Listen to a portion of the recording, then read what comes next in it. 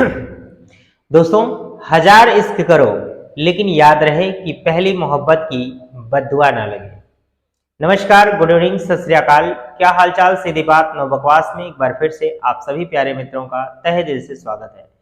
कैसे दोस्तों? उम्मीद करता हूं सब लोग अच्छे होंगे और अपनी लाइफ को एंजॉय कर रहे होंगे। दोस्तों, क्लास 12 फिजिक्स के चैप्टर नंबर 11 विकिरण तथा द्रव्य की द्वैत प्रकृति, इस नए वीडियो लेक्चर में आज हम बात करने वाले हैं प्रकाश विद्युत प्रभाव का नियम। इससे पहले वाली वीडियो में हमने प्रकाश विद्युत प्रभाव का प्रायोगिक अध्ययन किया था, जिसमें प्रकाश विद्युत प्रभाव से किसी परिपथ में बहने वाली धारा कुछ निम्न बातों पर निर्भर करती थी, जैसे तीव्रता पर, आवृत्ति पर और विभव पर। ये हमने समझा था। आज की यह वीडियो हम वहीं से आगे कंटिन्यू कर रहे हैं, जिसमें हम समझेंगे प्रकाश विद्युत प्रभाव का नियम क्या है। तो सबसे पहला नियम होगा तीव्रता का प्रभाव पड़ता है तो क्या होता है। तो ये सारे नोट्स हम इसलिए लिखे हुए हैं क्योंकि इसमें ज़्यादा कोई कठिनाई नहीं है, आप बहुत आसानी से इन चीज़ों को समझ जाएंगे। तो लिखते हैं, जब प्रकाश की तीव्रता बढ़ती है, आपको हमने पहले भी बताया है कि तीव्रता का क्या अर्थ होता है। तीव्रता का मतलब ये नहीं होता है कि प्रकाश तेज गति से पड़ रहा है, ऐसा नहीं है। प्रकाश की तीव्रता का तात्पर्य यह है कि प्रकाश की मात्रा अधिक हो रही है या कम हो रही है। जैसे घर में अगर कभी खिड़की या दरवाजा थोड़ा सा खुला है तो कम प्रकाश आता है, तो हम कहेंगे कि प्रकाश की तीव्रता कम है। और अगर प्रकाश ज्यादा आए तो हम कहेंगे कि प्रकाश की तीव्रता ज्यादा है। तो यही बात है तीव्रता का अर्थ। जब प्रकाश की तीव्रता बढ़ती है तो पृष्ठ से उत्सर्जित होने वाले इलेक्ट्रॉनों की संख्या में वृद्धि होती है। संख्या बढ़ जाती है लेकिन उनकी गतिज ऊर्जा नहीं बढ़ती है। यानी पृष्ठ से इलेक्ट्रॉन उत्सर्जित तो होंगे पर वो उसी वेग से गति करेंगे। हाँ, प्रकाश की तीव्रता बढ़ाएंगे तो और ज्यादा इलेक्ट्रॉन होंगे लेकिन उनकी गतिज ऊर्जा प्रभावित नहीं होगी। दूसरा नियम है आवृत्ति का प्रभाव। जब आवृत्ति बढ़ती है, आवृत्ति का मतलब अब है कि प्रकाश तेज पड़ रहा है। जब आवृत्ति बढ़ती है तो इलेक्ट्रॉनों की गतिज ऊर्जा बढ़ जाती है लेकिन उनकी संख्या प्रभावित नहीं होती है, उनकी संख्या में कोई वृद्धि नहीं होती है। दोस्तों, अब वहीं पर बात करेंगे समय पश्चता की, यानी इलेक्ट्रॉनों के उत्सर्जन में क्या कोई समय अंतराल होता है? बिल्कुल नहीं। इस नियम पे देखा गया कि जब भी किसी धातु के पृष्ठ पर, यानी पदार्थ सुग्राही जो होता है वो प्रकाश सुग्राही होना चाहिए। जब किसी धातु के पृष्ठ पर निश्चित आवृत्ति से अधिक आवृत्ति का प्रकाश पड़ता है तो इलेक्ट्रॉन तुरंत उत्सर्जित होने लगते हैं, उसमें कोई समय पश्चता नहीं होती है।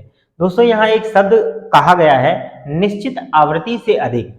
इसका अर्थ हुआ कि अगर कम आवृत्ति का प्रकाश पड़ा तो इलेक्ट्रॉन नहीं उत्सर्जित होंगे, लेकिन उससे ज्यादा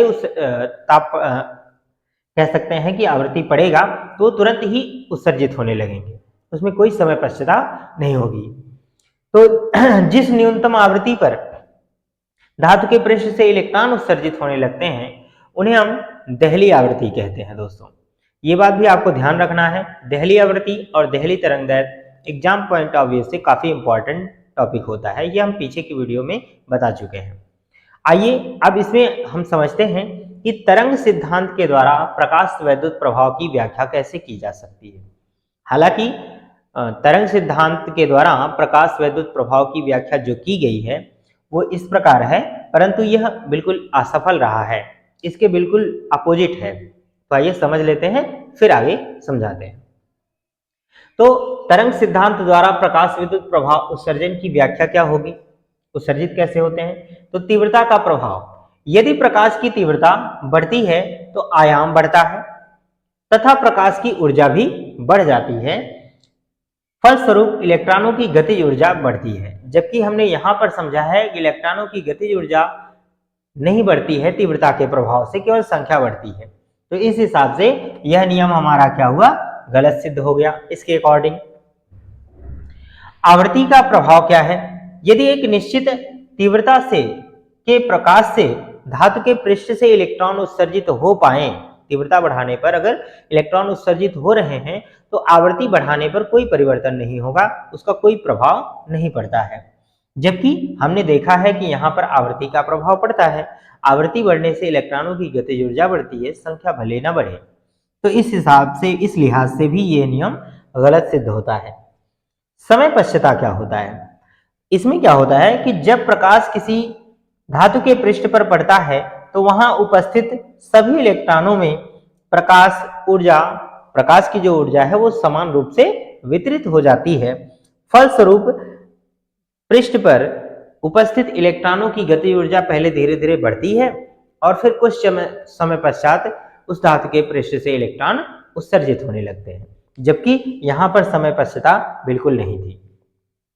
तो दोस्तों इस प्रकार से यह भी नियम क्या हुआ? गलत सिद्ध हो गया।